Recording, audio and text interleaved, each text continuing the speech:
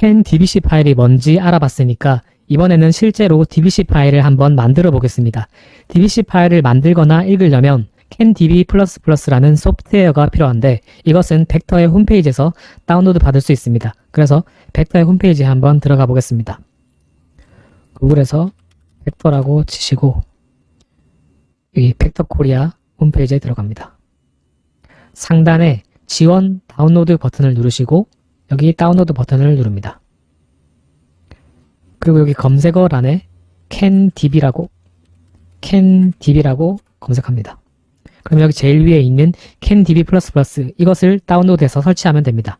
이걸 다운로드하면 이렇게 CanDB++ 인스톨러 이거를 실행해서 설치를 하면 되고 설치가 완료됐으면 시작해서 CanDB 라고 하면은 이렇게 설치가 됐을 겁니다. 이것을 실행하면 됩니다. 실행해 보겠습니다. 네, 이제 실행이 됐고요. CanDBC 파일을 작성하기 전에 CanDBC 파일과 관련된 이런저런 배경 지식 조금만 더 얘기하고 넘어가겠습니다.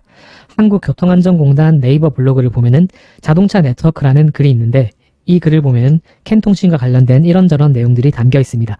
이 글에서 제가 하고 싶은 얘기는 뭐냐면은 하나의 자동차 안에는 캔 네트워크가 한 개가 아니라 여러 개가 있다는 겁니다. 그리고 그 각각의 캔 네트워크마다 이름이 존재합니다. 여기 글을 보면은 어떤 자동차의 캔 네트워크 회로도 예시가 있는데 여기 이 자동차 같은 경우는 C캔, CCP캔, M캔, B캔이라는 4개의 캔 네트워크가 있는 모습을 볼 수 있습니다. 그리고 이 회로도를 보면은 C캔에는 이런 제어기들이 참여하고 그리고 CCP캔에는 이런 제어기들이 참여하고 이런 모습을 볼 수 있습니다. 그리고 그래서 제가 하고 싶은 얘기는 하나의 자동차 안에 여러 개의 캔 네트워크가 존재하고 그 각각의 네트워크마다 이름이 존재하고 그리고 그 각각의 네트워크마다 참여하는 제어기들이 다르다는 겁니다. 그리고 이 각각의 네트워크마다 CanDBC 파일이 존재하게 됩니다. 그러므로 이 자동차 같은 경우는 이 자동차에는 4개의 DBC 파일이 존재하게 될 겁니다. 아무튼 그렇고 이 배경 지식을 바탕으로 이제 또 얘기를 이어가겠습니다. 그러면 이제 이 CanDBC 파일에 어떤 내용이 들어가냐면은 그 네트워크에서 사용되는 메시지마다 메시지의 ID, 그 메시지의 이름, 그 메시지의 데이터 길이, 그리고 그 메시지를 어떤 제어기가 송신하는지, 송신하는 주기, 그리고 그 각각의 메시지 안에 어떤 시그널들이 들어가 있고 그 시그널들의 속성이 어떻게 되는지 이제 이런 내용들이 CanDBC 파일에 들어가게 됩니다. 사실 이 메시지는 사실 4개가 아니라 실제로는 굉장히 많을 겁니다. 그리고 이 각각의 메시지마다 시그널들이 여러 개 들어있을 텐데 일단 지금 예시에서는 이 BMS라는 메시지 하나에 대해서 한번 작성을 해보겠습니다. CanDB++를 실행합니다. CanDB++ 실행하시고 실행하셨으면 상단에 파일에서 Create Database를 클릭합니다. 여기 여러 가지 템플릿이 있는데 크게 고민하지 마시고 제일 밑에 있는 베이직 템플릿 사용하시면 됩니다. 클릭하시고 그리고 저장할 경로 그리고 파일의 이름을 정합니다. 저는 테스트 DBC라고 하겠습니다. 보면은 파일의 확장자가 DBC입니다. 그래서 이 파일이 DBC 파일이라는 겁니다. 그래서 파일 이름 정하고 저장하면은 이제 우리가 이제 DBC 파일을 작성을 해야 되는데 여기 왼쪽에 파트를 보면은 제가 앞에서 배경 지식에서 얘기를 한 것처럼 일단 네트워크에 대해서 정의를 해야 되고 그 다음에 그 네트워크에 참여하는 제어기 목록, 그게 ECU, 그 네트워크 노드랑 이슈는 같은 겁니다. 그래서 이 제어기 목록 그리고 이 네트워크에서 사용되는 메시지 목록을 정의해야 되고 그리고 그 메시지에 포함되는 시그널 목록을 정의를 해야 됩니다. 그래서 이제 이 PPT 내용을 바탕으로 이걸 작성을 해보겠습니다. 그리고 여기 중간에 이 environment variable이라는 게 있는데 이거는 그 캐노에서 우리가 C 언어나 파이썬에서 사용하는 그런 변수랑 비슷한 역할을 하는 그런 건데 이거는 제가 나중에 설명할 일이 있을 거고 우선은 신경 안 써도 됩니다. 일단은 이제 이 PPT 내용을 바탕으로 DBC 파일을 한번 만들어 보겠습니다. 일단 맨 처음에 뭘 해야 되냐면은 이 네트워크에 대한 프로토콜을 정의를 해줘야 됩니다. 그래서 이 네트워크에서 더블 클릭을 해서 여기 프로토콜 정하는 게 있는데 CAN이냐 CANFD냐 정해주면 됩니다. 일단은 CAN이라고 하겠습니다. CAN 이렇게 하고 그 다음에 이제 제어기 목록을 정해야 되죠. 지금 이 4개의 제어기가 있으니까 4개의 제어기를 한번 만들어 보겠습니다. 이유는 모르겠는데 이 이슈에서는 추가가 안 돼가지고 여기 네트워크 노드에서 추가를 하시면 됩니다. 네트워크 노드 마우스 오른쪽 U 하고 BMS 컨트롤러 여기 그 어드레스라는 게 있는데 이 어드레스는 이 DBC 파일에서 각각의 제어기마다 고유해야 된다고 하는데 사실 이 어드레스 기능이 사실 거의 안 쓰이는 것 같아요. 뭐 하는 기능인지도 모르겠고 그래서 사실 똑같은 값을 줘도 크게 상관이 없습니다. 그래서 일단 그냥 0으로 두겠습니다. BMS 컨트롤러 추가하고 그리고 또 추가하겠습니다. 엔진 컨트롤러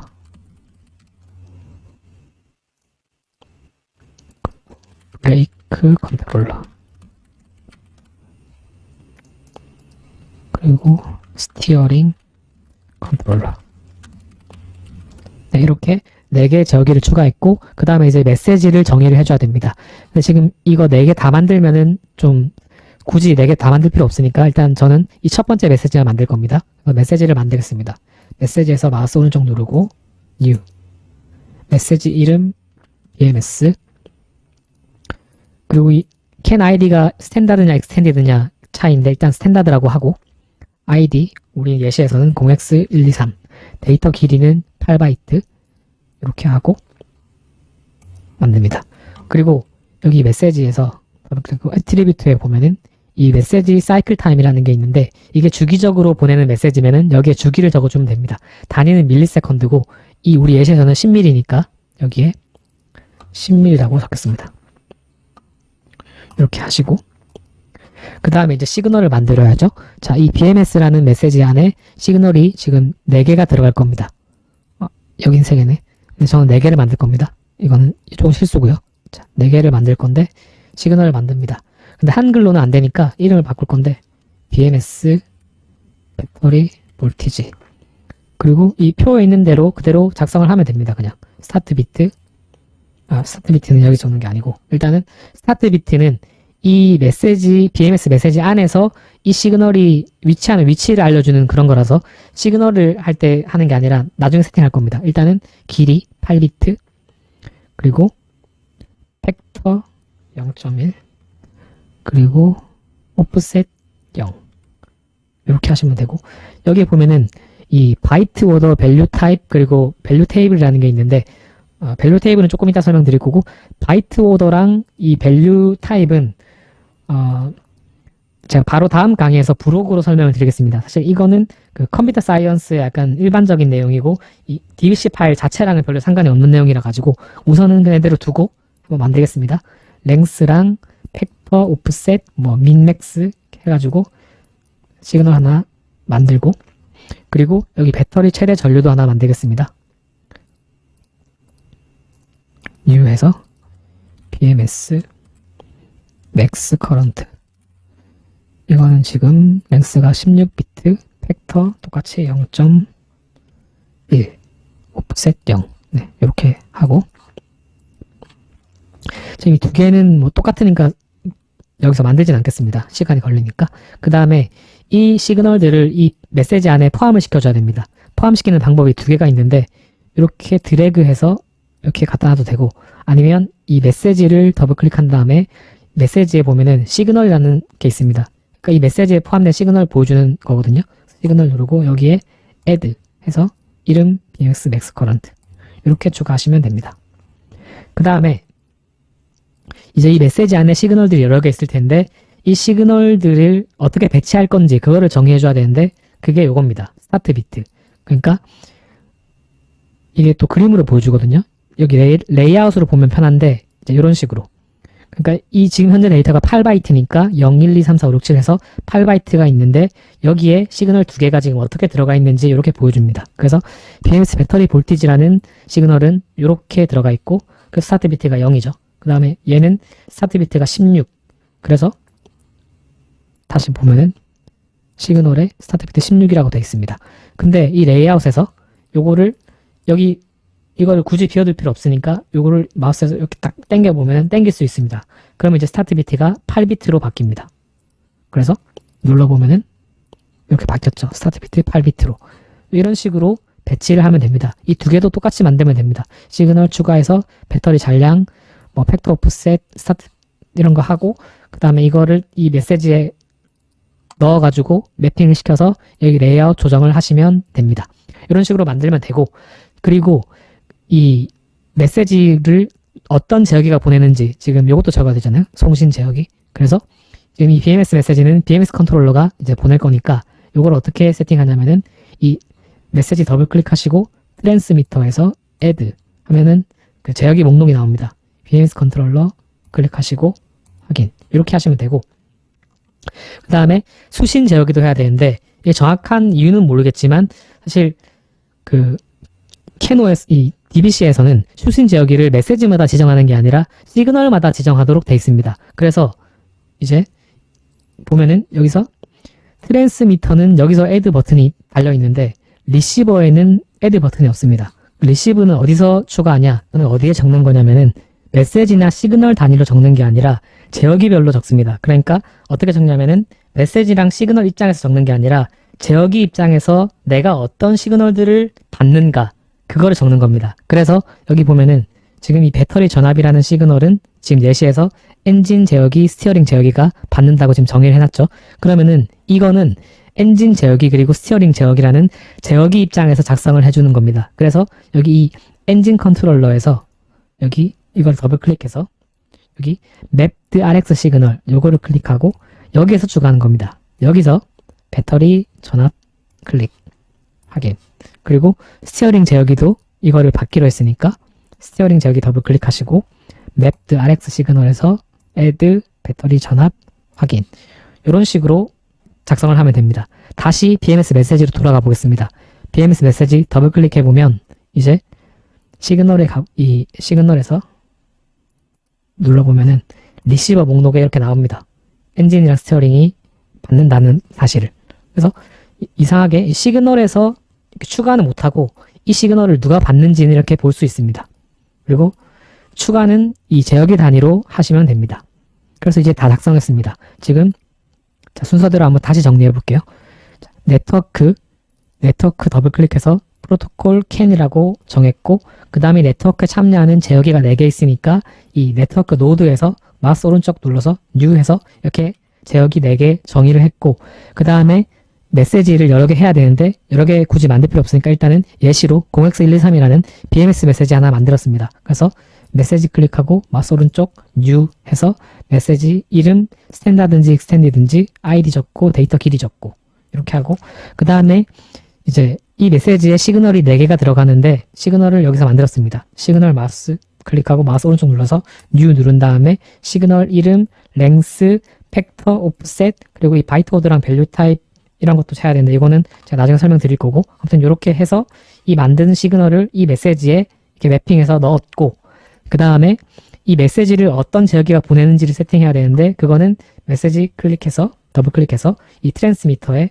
지금 이 메시지를 누가 보내는지 add 해서 제어기 어떤 제어기인지 고르면 되고 그 다음에 RX 시그널은 이 시그널이나 메시지에서 정하는 게 아니라 제어기마다 제어기 입장에서 내가 어떤 시그널을 받는지 정하는 거니까 이제 제어기를 눌러가지고 더블 클릭해서 이 RX 시그널에다가 추가를 하면 됩니다. 내가 받고 싶은 내가 받아야 되는 시그널 추가하면 됩니다. 자, 이런 식으로 하면은 일단 기본적인 내용은 다 된 거고 마지막으로 밸류 테이블이라는 걸 설명드리겠습니다.